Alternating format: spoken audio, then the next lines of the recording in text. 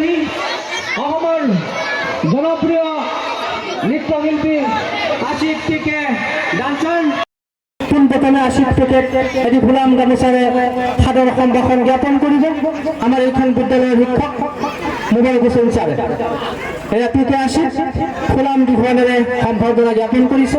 ইয়াৰ লগে লগে আন এগৰাকী অতি কণমানি শিল্পী আপোনালোকৰ মৰমৰ কণমানি শিল্পী আৰমান আৰমানক এটি গোলাম দিখোৱানেৰে মৰম জ্ঞাপন কৰিব মোবাৰক ছাৰে। এয়া মৰম আৰু আশীৰ্বাদ জ্ঞাপন কৰিছে।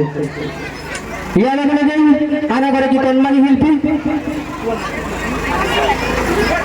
আনিশা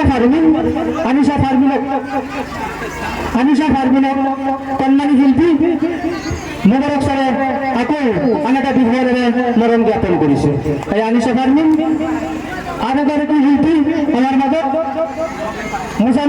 মুজাম্মিলকো এটি গোলাম দিখোৱানেৰে মৰম জ্ঞাপন কৰিছে।